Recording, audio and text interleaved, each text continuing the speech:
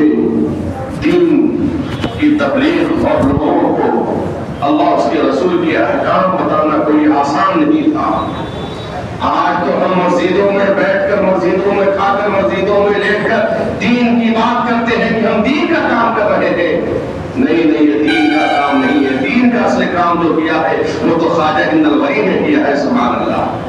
ہم مسلمانوں نے رہ کر دین کا کام کر کے کیا کام کر رہے ہیں؟ آپ نے تو وہ کام کیا جہاں دین کی بو باز نہیں تھی، لیکن آپ نے اللہ کی عطا سے، رسول پاک کی عطا سے آپ ان کو کلمہ طیبہ پڑھتے پڑھاتے ہوئے نظر آئے اور جہنم سے ہٹاتے ہوئے جنت کے رخ کی طرف آئے کرتے ہوئے نظر آئے۔ یہ تبلیغ سب کے حصے میں نہیں۔ یہی وجہ ہے کہ ہندوستان کی سرزمین بڑی عظیم زمین ہے، اور جو نہ ہمیں فخر کسی ہندوستان کی سرزمین پر ہمارا خواجہ، ہندوستان کا راجہ ہند ولی خواجہ غریب نواز آرام فرما رہے ہیں، سبحان اللہ۔ ہم تنگ تنہا نہیں ہیں، ہم تو بزرگوں کے سائے میں رہنے والے ہیں، سبحان اللہ۔ اور میں اکثر کہتا ہوں آپ حضرات کو بھی، یہ بہار کی وہ سرزمین ہے کہ ہم جتنا فخر کریں کم ہے۔ اسی بہار کی سرزمین پر اللہ کا ایک ایسا ولی بھی آرام فرما رہا ہے جو صرف مخدوم نہیں ہے، وہ مخدوم جہاں ہے، سبحان اللہ۔ جو سلطان نہیں ہے، محقق نہیں ہے، سلطان و محققین ہے، سبحان اللہ۔ جس کی بارگاہ میں بڑے بڑے لوگ آپ کے پاس آ کر علم حاصل کیا کرتے تھے، وہ بہار شریف کی سرزمین ہے جسے دنیا مخدوم جہاں حضرت سلطان المحققین زبدۃ العارفین حضرت شیخ شرف الدین احمد یحییٰ منری رحمۃ اللہ کے نام سے جانتی اور پہچانتی ہے، سبحان اللہ۔ یہ ہمارے لیے بڑے فخر کی بات ہے کہ ہم حضرت مخدوم جہاں کی نگری میں رہتے ہیں، لیکن یہ الگ بات ہے کہ ہم سے فیضیاب ہو یا نہ ہو، کیونکہ ہمارے علماء کہتے ہیں کہ بہار کی زمین مخدوم خیز بھی ہے، مخدوم خور بھی ہے۔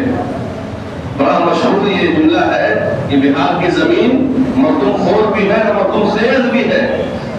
عظیم عظیم ہستیاں ہیں، زمین نے چھپا دیا۔ اگر یہی ذات، یہی شخصیتیں اگر دوسرے اسٹیٹ میں ہو تو ہزاروں کی تعداد میں لوگ فیضیاب ہو رہے ہو، لیکن اتنی عظیم ہستی ہونے کے باوجود ان کے فیضان سے محروم ہیں۔ جب تک دل ان کی طرف مائل نہ ہو تب تک فیضان نہیں ملتا۔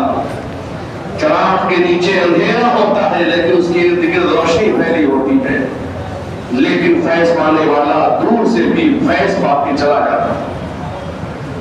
مخدوم پاک کی بارگاہ سے کتنے لوگ دوسرے ممالک سے آتے تھے اور آپ سے فیضیاب ہو کے جاتے تھے۔ آپ بہاریوں سے، بہار کے لوگوں سے دریافت کریں کہ آپ مخدوم پاک کی نگری میں رہتے ہیں، مخدوم پاک کے بارے میں کچھ بتائیں، ان کی زبان گم ہو جائے گی، نہیں بتا پائیں گے۔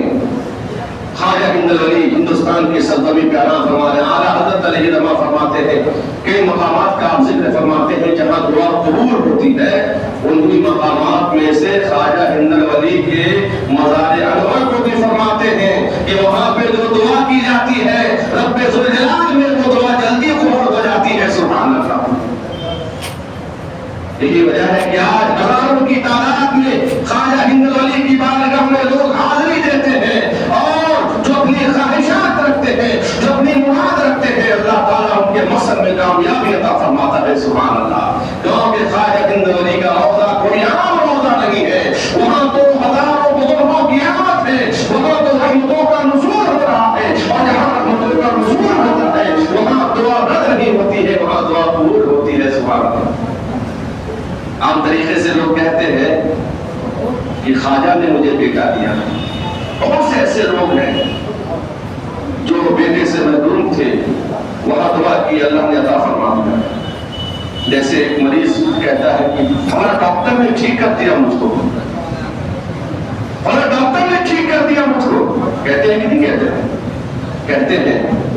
بہت سارے ڈاکٹروں کے پاس گیا، مرض ٹھیک نہیں ہوا، تو پھر جس ڈاکٹر کے پاس مریض کا مرض ٹھیک ہو گیا تو کہہ دیتا ہے کہ فلاں ڈاکٹر نے میرا مرض ٹھیک کر دیا، مریض ڈاکٹر نے ٹھیک کر دیا۔ یا طریقے سے کہہ دیتے ہیں، مطلب ہے کہ ڈاکٹر کے ذریعے سے ٹھیک ہوا۔ ڈاکٹر ٹھیک کرنے کے معاملے میں کوئی معنی نہیں رکھتا جب تک کہ اللہ شفا نہ فرمائے۔ لیکن اگر یہ کوئی کہہ دے کہ ڈاکٹر نے ٹھیک کر دیا تو اس کی بنیاد پر یہ کفر اور شرک نہیں ہوگا۔ اسی طرح اگر کوئی خواجہ ہند ولی کی بارگاہ میں گیا، دعا کیا، اولاد نہیں ہے، عطا فرمائے اللہ میری دعا قبول فرما، عام طریقے سے لوگ کہتے ہیں خواجہ ہند ولی نے دیا۔ یاد رکھیں یہ بھی اسی طرح سے ہے جس طرح سے ایک مریض ڈاکٹر کے بارے میں کہہ رہا ہے کہ ڈاکٹر نے ٹھیک کر دیا، اسی طرح بندہ کہتا ہے